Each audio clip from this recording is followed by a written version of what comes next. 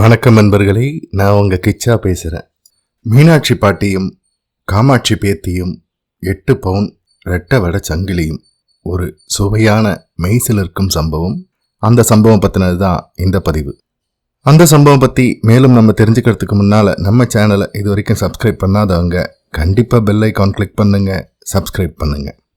அன்று காமாட்சி அம்மன் கோவிலில் அவ்வளவாக கூட்டம் இல்லை. காலை 11 மணி.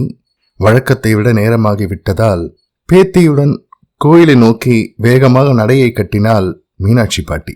கோவில் வாசலில் அர்ச்சனை தட்டு வியாபாரம் செய்கிற கடைக்கு முன் நின்று பாட்டி பேத்தியிடம், அடியை காமாட்சி, இன்னைக்கு பூர்த்தி நாள், அதனால எல்லாத்தையுமே ஆச்சாரியா சொன்னபடி 5 பண்ணிடுவோம்.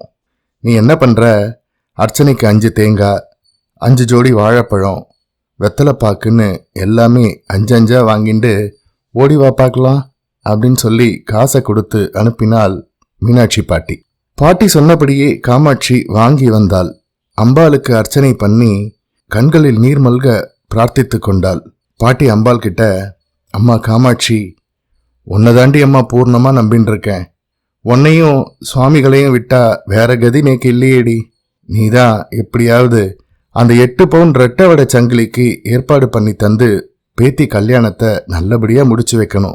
பாட்டி விசும்ப பேத்தியும் விசும்பினாள். பாட்டி முன் செல்ல பேத்தி பின்தொடர இருவரும் பிரகாரத்தை வலம் வர ஆரம்பித்தனர். 4வது பிரதட்சணம். வடக்கு பிரகாரத்தில் வலம் வந்து கொண்டிருந்தனர் இருவரும். பாட்டி பாட்டி பாட்டி! பேத்தியின் உயர்ந்த குரலை கேட்டு திரும்பி பார்த்த பாட்டி ஆத்திரத்தோடு, ஏன் இப்படி கத்துற? என்ன பறிப்பை எடுத்து நோக்கு என்று கடுகடுத்தாள். ஒன்னும் பறிப்போகல பாட்டி, கிடைச்சிருக்கு. இப்படி ஓரமா வாயேன் காட்டுறேன் என்று சொல்லி பாட்டியை ஓரமாக அழைத்து போய் தன் வலக்கையை திறந்து காண்பித்தாள் பேத்தி காமாட்சி. அதில் முகப்புடன் கூடிய அருந்த இரட்டை வட 8 பவுன் சங்கிலி. ஏதடி இது? பாட்டி ஆச்சரியத்தோடு கேட்டாள். பேத்தி, நோக்கு பின்னால குனிஞ்சுண்டே வந்துட்டு இருந்தேன். அப்போ ஓரமா கிடந்த இந்த சங்கிலி கண்ணில் பட்டது. அப்படியே லபக்குன்னு எடுத்துட்டேன். ஒருத்தரும் பார்க்கல. இது அருந்திருக்கே, பவுனா முலாம் பூசினதான் பாரேன் பாட்டி என்றாள் பேத்தி காமாட்சி. அந்த இரட்டை வட சங்கிலியை கையில் வாங்கி எடையை தோராயமாக அனுமானித்த பாட்டி, பவுனா தான் இருக்கும்னு தோன்றுது. 8-8.5 பவுன் இருக்கும்னு நினைக்கிறேன். இது பெரியவா கிருபையால காமாட்சியே நமக்கு அனுகிரகம் பண்ணிருக்கா. சரி சரி வா, வெளில போவோம் முதல்ல என்று சொல்லியபடி அதை தன் புடவையின் தலைப்பு நுனியில் முடிந்து கொண்டு வேக வேகமாக வெளியே வந்து விட்டாள். அன்று பிரதட்சணத்தில் 5 முறை வலம் வருவதை மறந்து விட்டாள். மதியம் 1 மணி. மகாபெரியவாளை தரிசிக்க மடத்தில் 4 அல்லது 5 பேரோதான் காத்திருந்தனர். பேத்தியுடன் வந்த மீனாட்சி பாட்டி மகாபெரியவாளை நமஸ்கரித்து எழுந்தாள். பாட்டியை பார்த்த சுவாமிகள் சிரித்தார். சுவாமிகளிடம் பவுன் சங்கிலி கண்டெடுத்த விஷயத்தை சொல்லலாமா வேண்டாமா என்று குழம்பினாள் பாட்டி. அதற்குள் சுவாமிகளை முந்திக் கொண்டு, இன்னையோட நோக்கு காமாட்சி அம்மன் கோயில்ல 5 பிரதட்சிண கர்மா பூர்த்தியாயிருக்கணும்.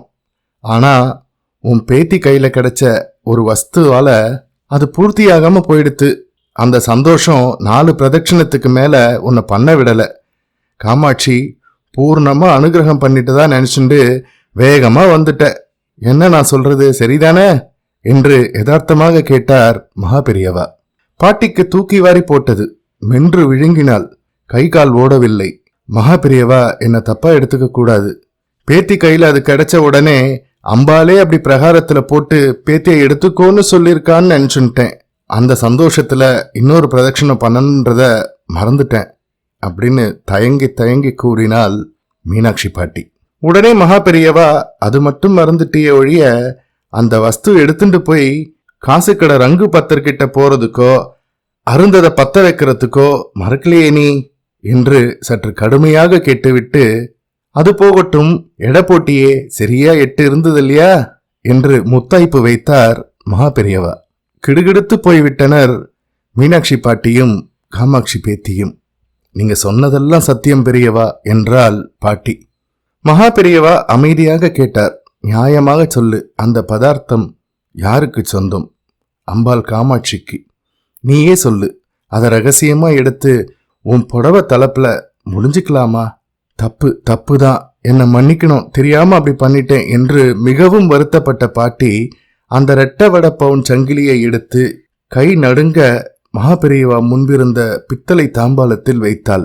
மகாபெரியவா ஒரு சிறிய புன்னகையை உதிர்த்தார். இப்போது மணி 2. மீனாட்சி பாட்டியையும் பேத்தியையும் எதிரில் அமரச் சொன்னார் மகாபெரியவா. அப்போது காலையில் புறப்பட்டு சென்ற நீடாமங்கலம் கணேசையரின் தர்மபத்தினி அம்புஜம் அம்மாள் சோகமே உருவாக திரும்பி வந்து மகாபெரியவாளை தரிசித்து எழுந்தாள். பொல பொலவென்று கண்களில் நீர் வழிந்தது. இதை பார்த்த மகாபெரியவா, அடடா, எதுக்குமா கண் கலங்குற, என்ன நடந்தது என வாத்சல்யத்துடன் வினவினார். உடனே அம்புஜம் அம்மாள் கண்களை துடைத்து கொண்டே, வேற ஒண்ணுமில்ல மகாபெரியவா, 2 மாசத்துக்கு முன்னாடி உங்க உத்தரவுப்படி காமாட்சி அம்மன் கோயில்ல 5 நாள் சேவை பண்றச்ச பிரிஞ்சிருக்கிற என் பொண்ணையும் மாப்பிள்ளையும் ஒன்னா சேர்த்து வச்சுட்டான்னா என் கழுத்துல போட்டுன்னு இருக்கிற 8 பவுன் ரெட்டை வடை சங்கிலிய நோக்கு அர்ப்பணம் பண்றேன்னு அம்பாள்கிட்ட மனப்பூர்வமா பிரார்த்தனை செஞ்சுட்டேன். தம்பதியை ஒன்னா சேர்த்து வச்சுட்டா அம்பாள், வேண்டியபடி அந்த ரெட்டை வடை சங்கிலிய அம்பாள்கிட்ட சேர்த்துடலாம்னு கார்த்தால கோயிலுக்கு போனேன். அந்த செயின் கழுத்துலேருந்து நழுவி எங்கேயோ விழுந்துடுத்து. போன இடத்துல எல்லாம் தேடி பார்த்துட்டேன், ஒரு இடத்துலயும் கிடைக்கல. இப்ப என்ன பண்ணுவேன் மகாபெரியவா என்று புலம்ப ஆரம்பித்து விட்டாள். மகாபெரியவா மீனாட்சி பாட்டியின் பக்கம் தன் பார்வையை திருப்பி அர்த்த புஷ்டியுடன் பார்த்தார். மகாபெரியவாளை அப்படியே நமஸ்கரித்து விட்டு விருட்டென்று எழுந்தாள் மீனாட்சி பாட்டி. மகாபெரியவாளுக்கு முன் பித்தளை தாம்பாளத்தில் இருந்த இரட்டை வட பவுன் சங்கிலியை கையில் எடுத்தாள். மகிழ்ச்சியுடன் அம்புஜம் அம்மாள், நீ தவற விட்ட இரட்டை வடம் இதுவா பாரு என்று காண்பித்தாள்.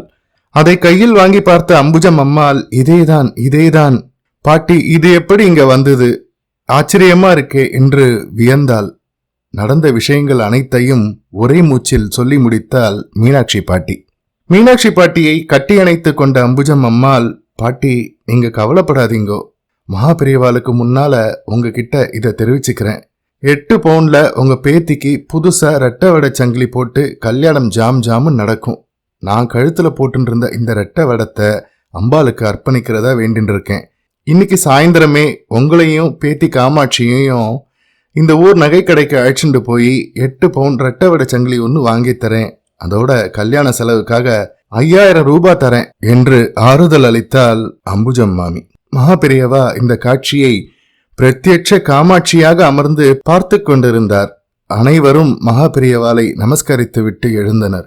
மகாபெரியவா மீனாட்சி பாட்டியை பார்த்து, இன்னைக்கு நீயும் உன் பேத்தியும் கோயில்ல 5 பிரதட்சணம் பண்ணல, சாயந்தரமா போய் 5 பிரதட்சணம் 5 நமஸ்காரம் பண்ணி அம்பாளை பிரார்த்தனை பண்ணிட்டு வாங்கோ என்று விடை கொடுத்தார். மீனாட்சி பாட்டியும் அவள் பேத்தியும் அப்போது அடைந்த சந்தோஷத்தையும் சிலிர்ப்பையும் வார்த்தைகளால் சொல்லிவிட முடியாது. ஜெய ஜெய சங்கர ஹர ஹர சங்கர. இந்த பதிவு உங்களுக்கு பிடிச்சிருந்தா லைக் பண்ணுங்க, ஷேர் பண்ணுங்க, கமெண்ட் பண்ணுங்க. மறக்காம பெல் ஐகான் கிளிக் பண்ணுங்க, சப்ஸ்கிரைப் பண்ணுங்க. நன்றி அன்பர்களே.